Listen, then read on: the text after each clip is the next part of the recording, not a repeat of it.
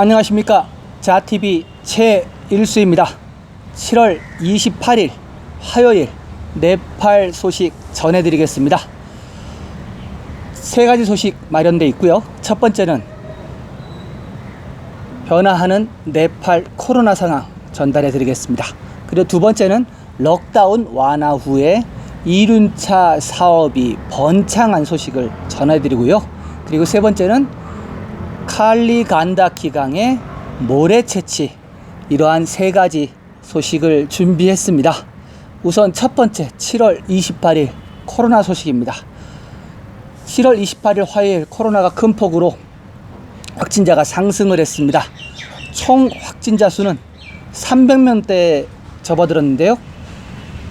확진자 수는 311명이 늘었습니다. 그래서 19,000명이 늘었습니다. 19,000명이 넘어버렸습니다. 19,063명이 됐고요. 카트만두 밸리는 갑자기 52명이 떴습니다.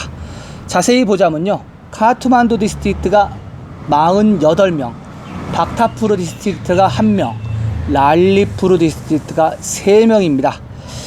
7월 22일부터 그 럭다운을 완화시켰는데요.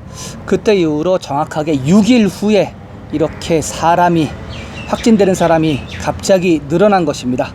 제가 그 럭다운을 완화시키면서 5, 6일 정도 뒤에 숫자가 어떻게 되는지를 지켜봐야 된다고 말씀을 드렸는데, 실제적으로 이렇게 6일 뒤에 확진자가 많이 늘어버렸습니다. 그런데 지금 이제 카트만두 확진자 중에서 살펴보면요, 문제가 더욱 큰 게 이 중에서 23명이 넉살에 있는 폴리스 헤드쿼터, 경찰 중앙본부가 가까이 있는데요. 넉살에 여기에서 23명이 확진이 떴습니다. 네, 이들 같은 경우는 주로 대민 업무를 하는 교통 관제를 한다거나 아니면은 그 일선 경찰서에서 근무를 하는 사람들이거든요. 그래서 이들이 그냥 감염된 게 아니라 밖에서 대민 업무를 하다가 감염된 것으로 보여지고요. 지금 확인 중에 있다고 하는데, 이게 만약에 대민 업무를 하다가 이게 확진이 떴고 그리고 그 중앙 그 본부까지 들어가서 왔다 갔다 했으면은 29, 30일 되면은 더 늘어날 거예요. 단순히 지금 그러니까 28일 하루만 이렇게 뜨는 게 아니라 그러니까 럭다운이 해제되고 나서 그때부터 6일 후가 이렇게 퍼진 거면은 7일 후, 8일 후면 점점 더 늘어날 수 있습니다. 전문가들이 경고를 했던 것이 이런 건데, 이게 지금 실제적으로 일어나 버렸습니다. 네, 문제가 큽니다. 그래서 어저께 이 방송을 이 발표 방송을 보건부에서 한 4시 15분쯤 하거든요. 4시 15분 이후에 완전히 카트만두가 얼어버렸습니다. 상가들 철시하고요. 아주 그냥 갑자기 다 럭다운 상태가 아니라 럭다운처럼 돼버렸습니다. 다시. 네.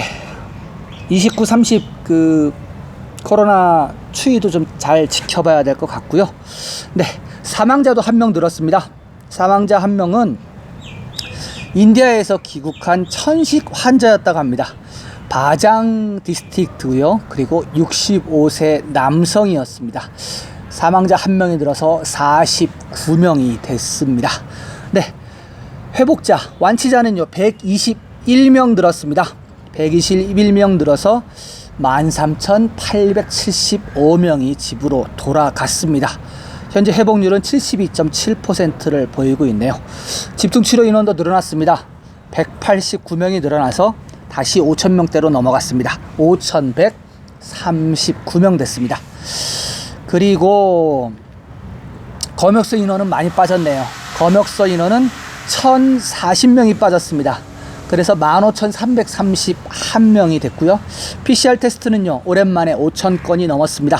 5,032건을 실행해서 352,307건을 기록 중입니다. 네, 다음으로 네팔 현황 그리고 단신으로 넘어가겠습니다. 7월 22일부터 럭다운이 완화된 상태로 지금 이루어지고 있습니다.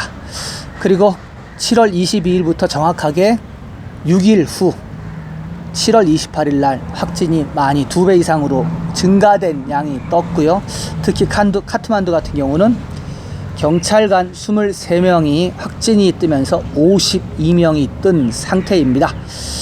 국내선, 국제선, 그리고 장거리 버스는 8월 17일부터 다닐 예정이고요.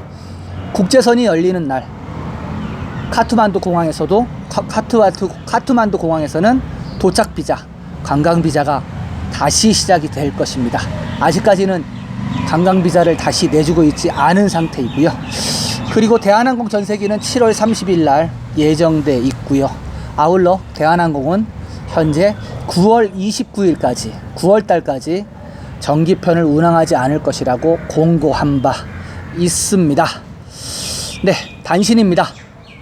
2020년에만 47번의 번개 사고와 7번의 홍수 자연재해로 인해 182명이 사망하고 52명이 실종됐다는 누계가 발표가 됐네요.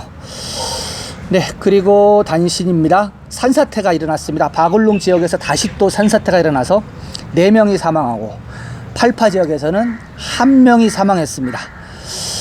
네, 요 바굴룽하고 그 굴미 쪽하고 팔파도 또 굴미에서 가깝거든요. 이쪽으로 지금 산사태 그리고 도로 끊기는 사고가 많이 나네요.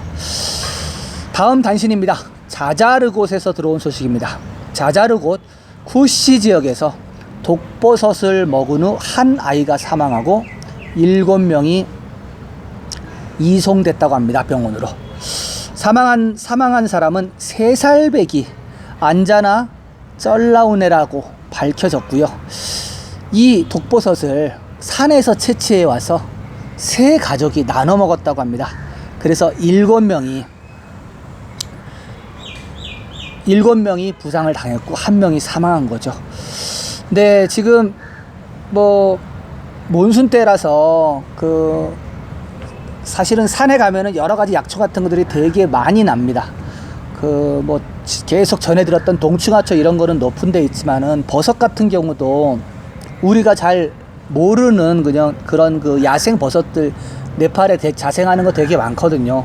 근데 그 현지인들도 이렇게 구분이 안 돼 가지고 독버섯을 먹고 이렇게 사망한 사고가 나왔네요. 네, 다음 단신입니다. 코비드-19이 지역사회에 퍼졌다는 의심을 갖고 코로나 바이러스에 대한 대량 테스트가 오늘부터 자파 디스트릭트 메치너걸에서 시작됐다고 합니다. 메치너걸 지자체와 자파 디스트릭트 보건국은 공동으로 까까르비타 동부 국경 지점에서 대량 테스트를 시작했다는 소식입니다. 지난 금요일 20명의 무장 경찰관들이 까까르비타에서 코비드-19 양성 반응을 보였습니다. 무장 경찰들 사이에서 코비드가 감지되면 코비드가 이미 커뮤니티에 확산되었을 수 있다는 것을 의미한다며 무장 경찰 32명에 대한 면봉 샘플을 시작으로 오늘 기자들과 기업가를 포함한 85명이 PCR 검사를 받았다고 합니다. 현재 메치너거르는 지금까지 70개의 코비드-19 사례를 기록하고 있습니다. 그 중에서 46명이 바이러스로부터 완전히 회복되어 집으로 돌아갔지만 24명은 여전히 병원에 격리되어 있습니다. 이 지역의 코로나 테스트를 마치게 되면 두 번째 단계에서는 둘라바리와 쩌울라리 지역에서 대량 테스트가 수행될 예정입니다. 네, 지금 어저께도 제가 소식을 전해 들었는데 지금 경찰들이 코로나에 확진 뜬 게 여기 나오는 이제 까까르비타라는 이곳하고 그 다음에 생자에서도 떴죠. 그리고 카트만두도 떴죠. 이 경찰관들이 문제입니다.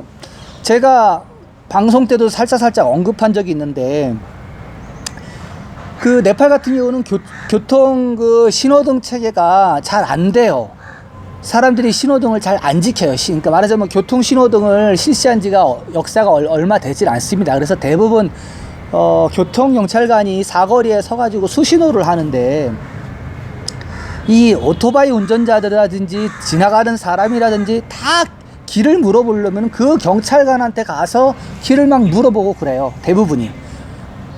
그러면은 이 경찰관들이 뭐 가르쳐 주는 건 좋은데 거의 뭐 한 12시간 넘게 말하자면 교통 그 통제를 하거든요. 경찰관들이. 힘들어요. 그러다 보니까 이 마스크를 이렇게 쓰고 일을 해야 되는데 거의 이러고 일을 합니다. 올렸다 내렸다 올렸다 내렸다. 그러면 왔다 갔다 하는 사람들이 길을 물어보고 할 때 그 중에서 누구한테 감염이 되면은 바로 경찰관에 감염이 되는 거예요. 그런 경우가 대부분일 것 같고요. 지금 경찰관들이 이게 일단 경찰 본부에서 지금 넉살에서 이렇게 23명이 떴으면은 29일, 30일 더 뜰 가능성이 되게 많습니다. 일반적으로 그 대민 업무를 가장 최일선에서 하는 거는 경찰관이고요. 그리고 그 다음에는 이제 그 병원 쪽 보건 요원들이에요. 요렇게 좀 나눌 수가 있는데 이제 1차적으로 이제 경찰관들이 그렇게 뚫려버리게 되면은 사실 뭐 계속 그렇게 만약에 이 상태로 경찰관이 늘어나간다고 가정을 하면은 누가 교통 통제를 하고 누가 대민 업무를 하겠어요. 쉽지 않은 얘기가 나겠죠. 아무튼 이 경찰관들의 이렇게 그 확산이 그 감염 확산이 되는 것은 큰 문제입니다.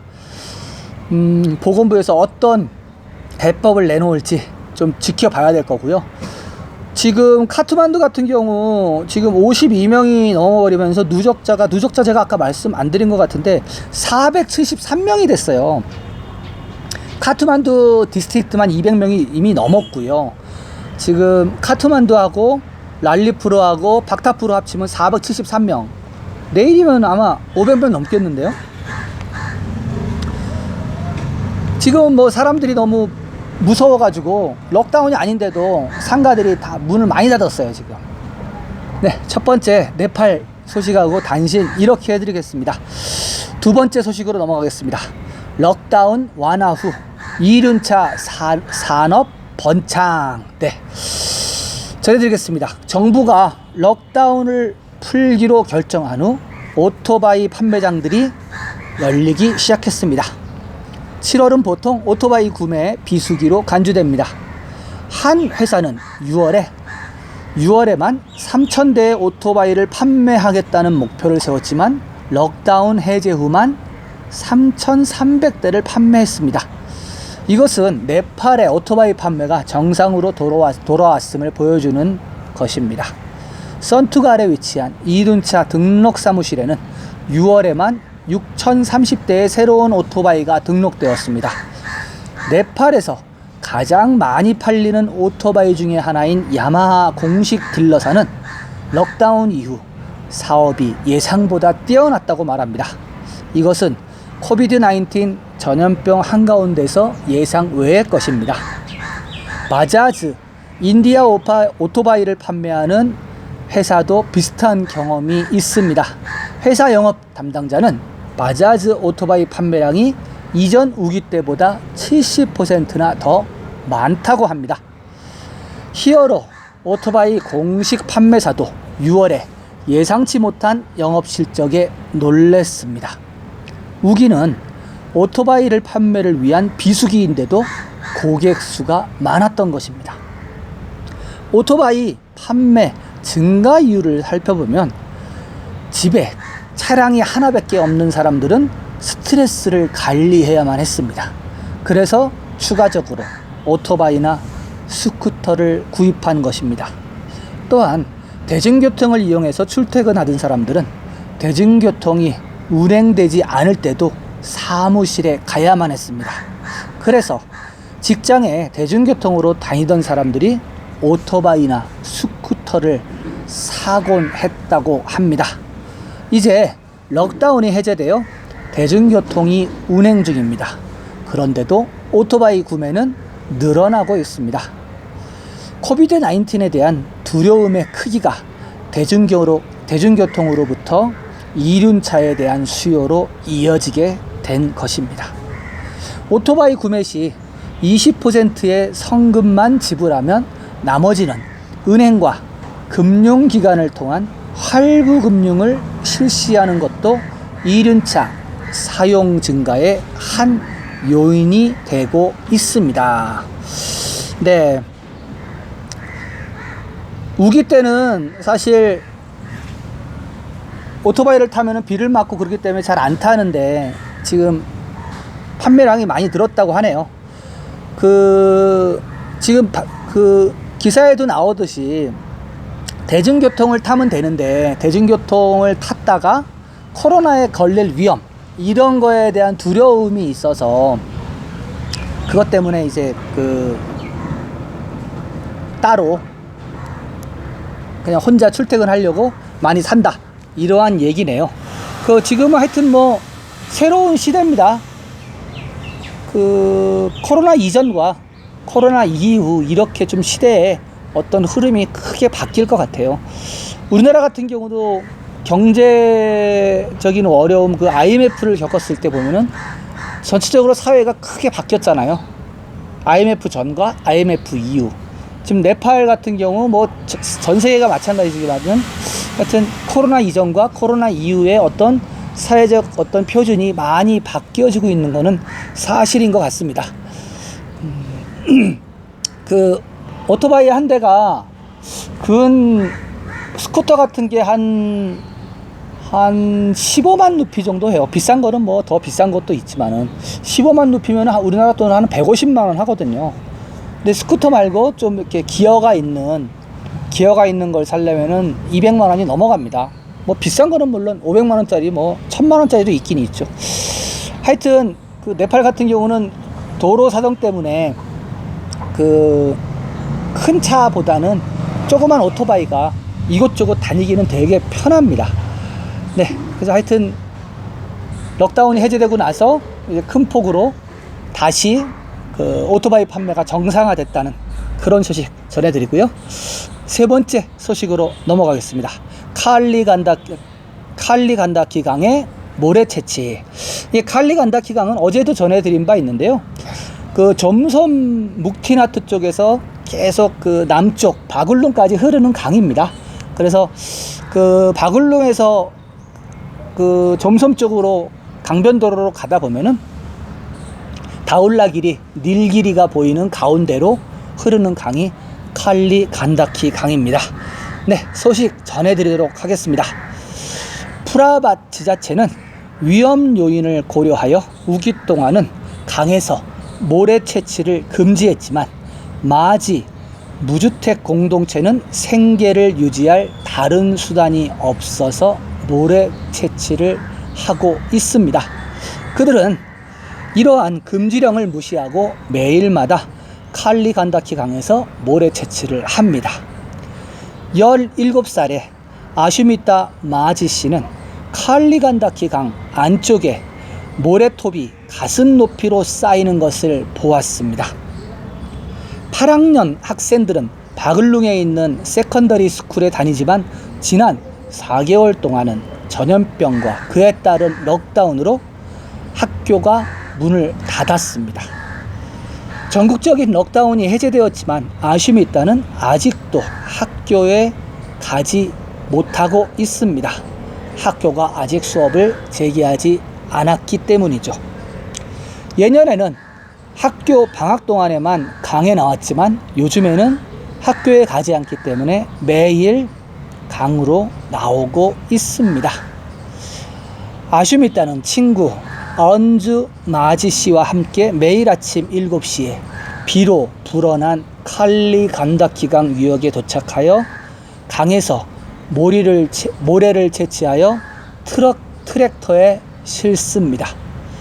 하루가 끝나면 두 친구가 트랙터를 채울 수가 있습니다. 그녀의 가족들도 하루 수입을 만들기 위해 그녀와 합류를 합니다. 쿠슈마 시정촌 마을 둔가에 거주하는 마지인들은 강을 이용하여 살아가고 있습니다. 그녀의 어머니는 자갈과 돌을 부수고 때로는 모래를 채취하기 위해 강 안쪽으로 들어갑니다. 아시미타 씨의 아버지는 트랙터 운전자 중 한 명을 돕는 도우미로 일하고 있습니다. 강은 홍수로 물살이 세서 휩쓸릴 위험이 너무 높기 때문에 몬순 동안 강에서 모래를 채취하는 것은 불법이지만 강 근처에 사는 지역 주민들은 지방정부의 경고에 주의를 기울이지 않습니다. 왜냐하면 몬순 홍수가 강바닥으로 가라앉는 최고 품질의 모래를 가져온다는 것을 알고 있기 때문입니다. 이 기간 동안에는 괜찮은 돈을 벌 수 있습니다. 6월 중순부터 9월 초까지는 강이 우기 동안 위험하지만 지역 주민들이 강에 오지 못하게 막을 수는 없습니다. 왜냐하면 이것이 그들에게는 유일한 수입수단이기 때문입니다. 거의 모든 강의 수위가 지난 며칠 동안 폭우로 경고 수준을 넘어섰습니다. 막디에 있는 라또빠니에 있는 홍수 측정센터에 따르면 칼리간다키 강의 화요일 저녁 수위는 4.8m에 달했습니다. 4m 수위가 적색 경보 수위입니다. 이미 넘어버린 것이죠. 그러나 아시미타와 같은 모래 채취자는 가슴 높이의 강물을 무서워하지 않습니다. 강변 쪽이 더 안전하겠지만 거친 모래를 채취하려면 강 안쪽으로 조금 더 들어가야 한다고 합니다. 거친 모래가 콘크리트에 더 적합하기 때문에 고운 모래보다 수요가 더 많다고 합니다. 하루 일을 마치면 모래 채취자들은 500루피에서 600루피 정도를 번다고 아슈미타 씨는 말합니다. 모래 채취자들이 수입을 집으로 가져가기 전에 골재 중개인을 상대해야만 합니다. 골재 중개인은 강에서 추출한 굵은 모래로 가득 찬 트랙터에 2,000루피를 줍니다. 그러면 모래 채취자들은 강에서 모래를 채취할 수 있는 권한을 가진 토지 계약자에게 500루피를 또 지불합니다. 그에게 돈을 지불한 후 남은 금액을 각각 500에서 600루피 정도를 집으로 가져가는 것이죠. 그래서 모래 채취자들은 보통 3명 이상의 그룹을 지어서 일을 한다고 합니다. 모래 사업에 종사하는 중개인은 모래 한 트럭에 약 3,500에서 4,000루피를 받고 건설회사나 또는 상인들에게 판매를 한다고 합니다. 이 모래 트랙터가 시장에 도착할 때는 5,500에서 7,000루피로 상승을 한다고 하네요. 이 골재 중개인은 모래 채취자와 건설 사업자, 트랙터 소유자, 그리고 소매 업체 간의 거강꾼 역할을 하는 것입니다. 전체 방정식에서 보자면 모래 채취자는 최소한의 돈을 버는 것입니다. 물이 불어난 강에서 모래를 채취하는 것이 위험하고 수익률이 있어 보이진 않지만 주민들은 다른 생계수단이 없어서 어쩔 수 없다고 말합니다. 그들은 강둑에서 돌과 자갈을 부수거나 건기에는 일일 노동자로 일을 한다고 합니다. 이들 마지 공동체에는 약 150여 개의 주택들이 있다고 합니다. 100명 이상의 가족이 강가를 따라 모래 채취와 자갈을 깨는 것을 업으로 살아가는 무주택자들입니다. 바딩, 고르카, 타나운, 람중의 노동자들이 포카라, 바굴룽 도로 건설 작업을 마친 후인 29년 전에 마을둥가의 마지 공동체 구역에 터전을 잡고 살기 시작했다고 합니다. 그들은 아직도 정부로부터 토지 소유 증명서를 받지는 못했다고 합니다. 또 다른 모래 채취자인 작 바하두르 마지 씨는 불법적인 요소와 위험에도 불구하고 강에서 모래를 계속 수집할 것이라고 말합니다. 만약에 다른 수입원이 있다면은 강에다가 생명의 위험을 빠뜨리지는 않을 것이라고 덧붙였습니다. 아슈미타 씨와 그녀의 친구 언주 씨의 경우 모래 채취에서 얻은 돈은 매일 가정 지출을 충족시키는 데 도움이 되고, 그리고 학교 갈 돈도 스스로 벌기 때문에 가족에게 부담을 주지 않는다고 합니다. 아슈미타 씨는 말합니다. 많은 돈을 벌지는 못하지만 학용품을 사기 위해 돈을 공제한 후 약간의 돈도 저축을 한다고 합니다. 네. 4m까지 수위가 올라가는데, 원래는 모래 채취가 강둑에 이렇게 둔치에 모래가 쌓이면 그거를 가져가는 게 원래 방식인데, 이 홍수 때는 물이 불어나니까 물살이 셀 거 아닙니까? 그러니까 고운 모래는 밑으로 내려가고 좀 이렇게 거친 모래들이 강바닥에 남아 있다는 거죠. 그래서 그거를 채취하기 위해서 그 등짐을 들러매고 가슴 높이에 있는 강까지 들어가서 그걸 퍼서 갖고 나온다는 얘기입니다. 그 지난번에도 제가 소식을 한번 전해드린 바 있죠. 그 다딩에선가요? 다딩에선가 한 명이 휩쓸렸다고, 모래 채취하다가. 그러니까 그게 사실은 머릿속에서 생각할 때는, 아니 그 강가에서 모래를 퍼다 날르는데 왜 휩쓸릴 수 있지? 이렇게 생각했는데 그게 아닌 거죠. 강 안쪽까지 들어가서 고운 모래가 아닌 거친 모래를 빼는 거예요. 강모래가 좋긴 좋은데 그 중에서도 거친 모래가 값을 더 많이 받으니까 사람들이 위험에도 불구하고 강 안쪽으로 들어가서 거친 모래를 채취해서 나오는 겁니다. 네. 그리고 이들 같은 경우는 뭐 강가에서 홍수가 안 날 때는, 말하자면 우기가 아닐 때는 콘크리트 바위 돌 깨갖고 조그맣게 만든다고 제가 지난번에 말씀을 드렸죠. 그래서 그거 깨는 작업을 하고요. 그거 깨는 것보다 지금 모래 채취하는 게 훨씬 더 돈을 많이 벌어요. 하루에 만약에 500루피 번다고 하면 매일 나가면은 15,000루피잖아요. 15,000루피면 적은 돈이 아닙니다. 이 도시에서도 보통 일반적인 그 일거리가 있는 그런 어떤 뭐 막일 이런 게 한 8,000루피부터 시작을 해요. 기술이 있어야지 한 뭐 12,000, 15,000 이렇게 올라가고요. 그리고 공무원들이 한 2만 루피 이렇게 받거든요. 지금 네팔의 수준이. 하여튼 뭐 이들 같은 경우는 이 강을 터전 삼아서 거기서 강이 홍수 때 끌어다주는 모래 채취하고, 그리고 돌멩이 부숴갖고 큰 바위 부숴서 돌멩이 만들고, 돌멩이 부숴갖고 자갈 만들고, 그 자갈 이제 갖다가 팔아서 가게를 이끌어 나가는 거죠. 하여튼 요 칼리간다키 소식 요렇게 하고요.